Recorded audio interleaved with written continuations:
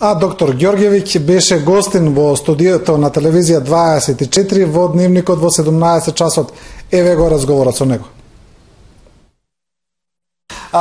Пред да почнеме со разговорот, сакам да ве прашам за една порака која добив во текот на Дневникот, а таа доаѓа од македонските професори тука во Скопје, кои велат дека ова не е прва операција на промена на пол во Македонија, дека таква била извршена во минатиот век, каде имало промена на пол од маж во жена. Меѓутоа, можете ли да ни објасните вие зашто точно се работи денес и која е разликата? Pa, ja ne mogu da kažem sa sigurnošću da se radi o prvoj operaciji konverzije genitalije iz jednog pola u drugi pol kod transrodnih osoba, ali prema mojim podacima u posljednjih 15-20 godina ukupno je bilo 4 osobe, transrodne osobe koje su iz Makedonije bili u Beogradu i koje su prošle kroz tu hirušku proceduru.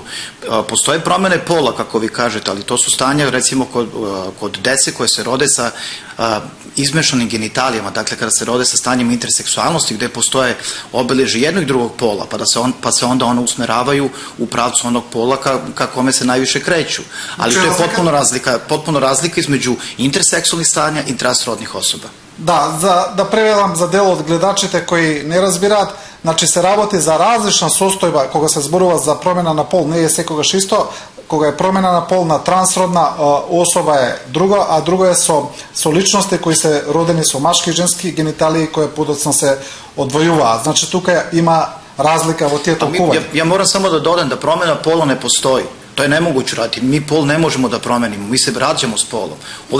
Ovdje se radi o terminu promena pola koji je popularan u našem jeziku. Međutim, radi se u stvari o konverziji, odnosno o promeni genitalija od jednog pola ka polu ka kome se teže. To je ispravan termin. Да, значи, повторно, јас морам сега по секој ваш одговор да преведувам, да објаснам за гледачите. Значи, не се работи за класична промена на пол, туку за промена на гениталиите, а токму тоа е моето следно прашање. Значи, што се случува, еве денеска конкретно со таков пациент кој од машко добил женски гениталии, дали тој навистина сега станува жена што е со сите оние други физиолошки функции кои ги обележуваат машки или женскиот пол? Pa vrlo je bitno reći da je transrodnost jedna vrsta, još uvek se smatra jednom vrstom poremećaja polnog identiteta. Šta se u stvari tu radi? Radi se o situaciji da se osoba rađa sa svojim polom, dakle sa polom, genetskim polom, ali i sa genitalijama koje pripadaju tom genetskom polu. Međutim, od 4. 5. godine života ona se osjeća potpuno zarobljena u svom telu. I od tada ta osoba počinje u neku ruku da pati i da gleda kako da izađe iz tog oklopa, iz tog zatvora u kojem jednostavno ne može da opstane. I to prolazi onda kroz određene etape, prolazi se vrlo često kroz pogrešan pubertet, te se osobe kriju svoje genitalije, kriju svoje obeležja koje su karakteristične za pol u kojem su rođeni. Ne bili došli do trenutka kao i današnja osoba, transrodna osoba, koja je u 33. godini, ja mislim da je, mogu slobodno kažem, da je ponovo rođena i dočekala ono o čemu je maštala ceo život. Да, значи да преведам тие личности, значи тоа е едно пореметување, možem da kažem psihičko poremetuvanje? Još uvek se tretira kao psihološko, odnosno psihijatrijsko poremetuvanje i tako je zavedeno u međunarodnoj klasifikaciji bolesti. Međutim, naša svetska organizacija koja se bavi transrodnim poremećima, odnosno transrodnom medicinom, već radi novu reviziju standarda lečenja, odnosno pomoći ovim osobama gde će verovatno biti izbačen taj termin poremećaj. Да, значи тоа се личности кои се чувствуваат заробени во своето тело и сметаат дека тие нивни гениталии едноставно не ги прифаќаат, ги сакаат најчесто на спротивниот пол. Нели? Ja bih vam zato samo dodao, nisu bitne samo genitalije. Genitalije su ono što mi vidimo, odnosno što oni vide. Kad odu da se kupaju, da se tuširaju, oni osjećaju te genitalije i to je najveći udarac za njih i za njihovu psihu. Radi se o drugim stvarima, menja se glas, te osobe počinju da pričaju u rodu kome teže, dakle muška osoba će pričati umesto u muškom rodu, pričaju u ženskom rodu, predstavljaće se tako, igraće se sa igračkama kao dete koje pripada ženskom polu i tako dalje, i suprotno.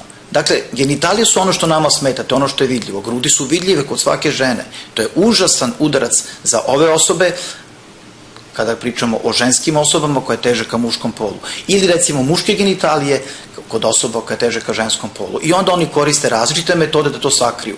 Različite majice, utege, kako bi se sve to skrilo i kako to ne bi ličilo, odnosno kako se to ne bi javno prikazalo. Da sumiram sepak za гледачите на македонски, значи не се работи само за промена на гениталиите, туку и за сите оние карактеристики кои се карактеристични за тој пол, значи тие тежнат најчесто кон спротивниот пол, ги минуваат сите физиолошки, физички карактеристики.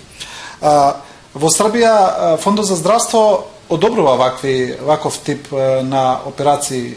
Jeste, mi smo izmjenama zakona od 2012. godine dobili jednu odredbu od strane naše države, a to je da se ove operacije sufinansiraju od strane našeg nacionalnog fonda za zdravstvenu zaštitu sa 2/3. Dakle, pacijent, odnosno transrodna osoba pokriva 1/3. I to ona osoba koja prođe kroz sve preporuke koje su definisane pravilnikom koje je definisala naša Republička stručna komisija. Znači, Srpskиот фонд за здравство покрива 2/3 од трошоците, 1/3 плаќа оној која прави операцијата. Transrodna osoba, jeste. Професоре, сакам да ве прашам за еден аспект на овој проблем, бидејќи како се дефинира кога потребата за операција е медицински проблем, а кога е, па не знам сега условно речено, козметички проблем или нешто што е водено од некој тренд, од некој хир. Значи, како вие тоа го утврдувате? Бидејќи можеби некој сака тоа да го направи од некои други причини кои не се медицински. Pa mi vrlo dobro znamo šta podrazumeva transrodnost i mi vrlo dobro znamo kako se osjeća transrodna osoba. I mi kao lekari, ne samo lekari, kao sociolozi, pravnici i različite druge specijalnosti, se trudimo da pomognemo takvoj osobi da nađe svoje mesto pod suncem. Šta to u stvari znači? To znači da ne može sada neko da uđe u bolnicu i da kaže ja želim da odsečem svoje genitalije, da mi napravite one druge genitalije. Ne, to je dugačak proces. Taj proces traje minimum 2 godine. Godinu dana je proces gde ta osoba mora da živi, da se pokaže u skladu sa onim polom ka kojem teži. To obavljaju naši psiholozi i psihijatri, a zatim kreće hormonska terapija, dakle takođe jedna vrsta konverzije gde se ta osoba menja.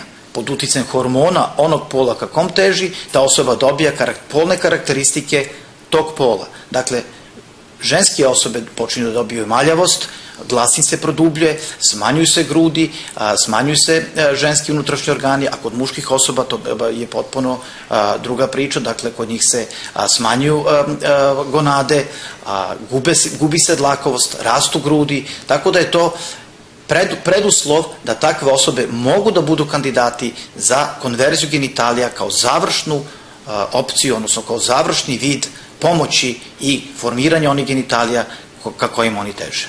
Да, добро, еве да сумирам уште ова, значи тие кои сакаат да направат операција за народски кажано промена на полот или за промена на органи, значи тој процес не е лесен, не е брз, трае околу 2 години и пред тоа се вршат низа на припреми во кои треба да се утврди реалната потреба од тоа и потоа се врши самата операција.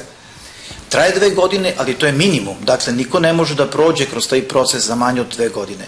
Ja mogu da vam kažem jedan statistički podatak. Najstarija osoba koja je prošla kroz konverziju genitalija, recimo iz moje države, Srbije, u trenutku operacije imala je 69 godina. Danas je ona osoba sa 76 godina i potpuno normalno živi u polu kakvom je od uvek težila. 69, kažete? To je najstarija osoba koja je prošla kroz jeste. Najstarata ličnost vo Srbije koja je napravila promena je 69 godina. Bile u vreme operacije, sada ima 76. Da, na 69 godina. Професоре, ви благодарам за овој гостување. Хвала и вама.